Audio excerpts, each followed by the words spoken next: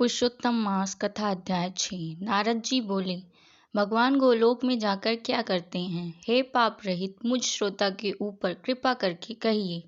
श्री नारायण बोले, हे नारद, पाप रहित अधिमास को लेकर भगवान विष्णु के गोलोक जाने पर जो घटना हुई वह हम कहते हैं, सुनो। उस गोलोक के अंदर मणियों के खंभों से सुशोभित सुंदर पुरुषोत्तम के धाम को दूर से भगवान विष्णु देखते हैं। उस धाम के तेज से बंद हुए नेत्र वाले विष्णु धीरे धीरे नेत्र खोलकर और अधिमास को अपने पीछे कर धीरे धीरे धाम की ओर जाते हैं। अधिमास के साथ भगवान के मंदिर के पास जाकर विष्णु अत्यंत प्रसन्न हुए और उठकर खड़े हुए। द्वारपालों से अभिनंदित भगवान विष्णु पुरुषोत्तम भगवान की शोभा से आनंदित होकर धीरे धीरे मंदिर में गए और भीतर जाकर शीघ्र ही श्री पुरुषोत्तम कृष्ण को नमस्कार करते हैं।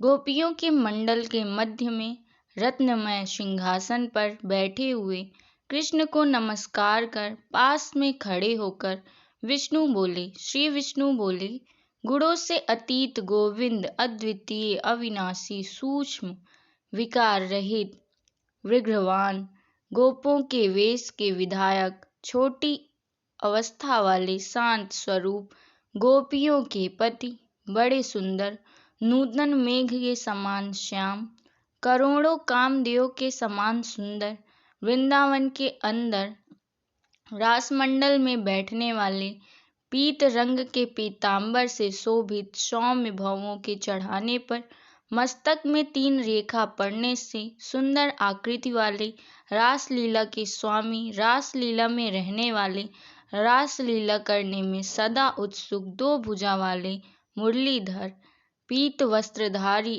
अच्युत ऐसे भगवान की मैं वंदना करता हूँ।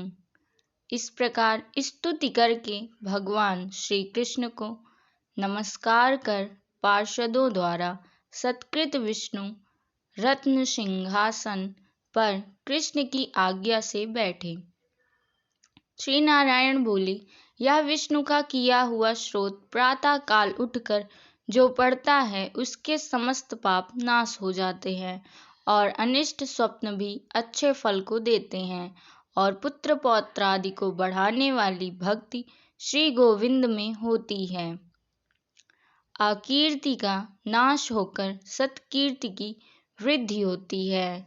भगवान विष्णु बैठ गए और कृष्ण के आगे कांपते हुए अधिमास को कृष्ण के चरण कमलों में नमन करते हैं।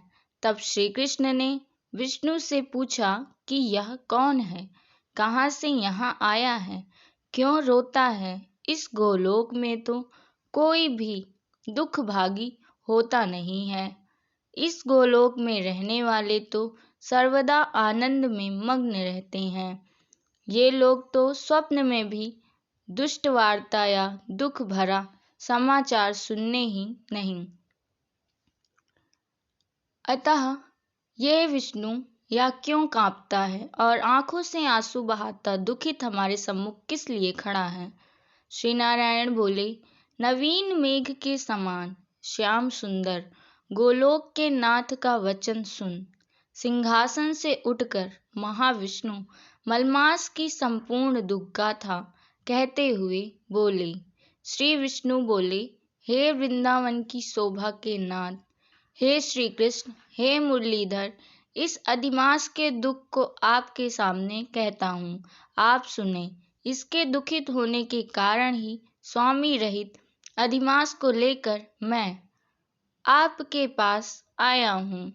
इसके उग्र दुख रूप अग्नि को आप शांत करें। यह अधिमास सूर्य की संक्रांति से रहित है, मलिन है, शुभ कार्य में सर्वदा वर्जित है। स्वामी रहित मास में स्नान आदि नहीं करना चाहिए। ऐसा कहकर वनस्पति आदिकों ने इसका निरादर किया है। 12 मास कला क्षण अयन संवत्सर आदि सोस्वेरों कहा कि अपने अपने स्वामी के गर्व से इसका अत्यंत निरादर किया। इसी दुखाग्नि से जला हुआ यह मरने के लिए तैयार हुआ। तब अन्य दयालु व्यक्तियों द्वारा प्रेरित होकर हे ऋषिकेश शरण चाहने की इच्छा से हमारे पास आया।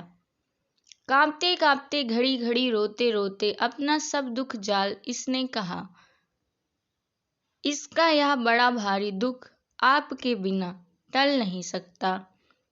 अतः इस निराश्रय का हाथ पकड़कर आपकी शरण में लाया हूँ।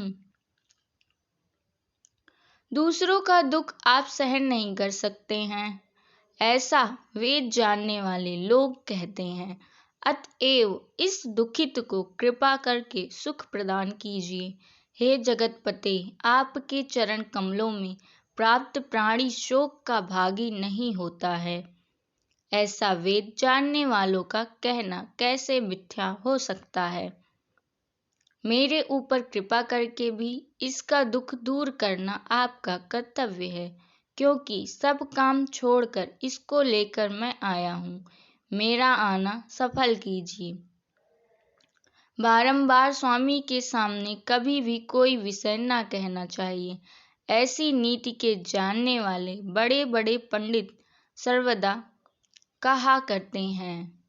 इस प्रकार अधिमास का सब दुख भगवान कृष्ण से होकर हरि कृष्ण के मुख कमल की ओर देखते हुए कृष्ण के पास ही हाथ जोड़कर खड़े हो गए। ऋषि लोग बोले, हे सूत जी, आप दाताओं में श्रेष्ठ हैं। आपकी दीर्घायु हो, जिससे हम लोग आपके मुख से भगवान की लीला की कथा रूप अमृत का पान करते रहें। हे सूत, गोलोकवासी भगवान कृष्ण ने विष्णु के प्रति फिर क्या कहा और क्या किया इत्यादि लोकोपकार विष्णु कृष्ण का संवाद सब आप हम लोगों से कहिए। परम भगवत भक्त नारद ने नारायण से क्या पूछा? हे सूत जी, इसको आप इस समय हम लोगों से कहिए। नारद के प्रति कहा हुआ भगवान का वचन तपस्वियों के लिए परम औषधि है। इति श्री बृहन्नारदीय पुरुषोत्तम मास महात्म्ये षष्ठो अध्यायः।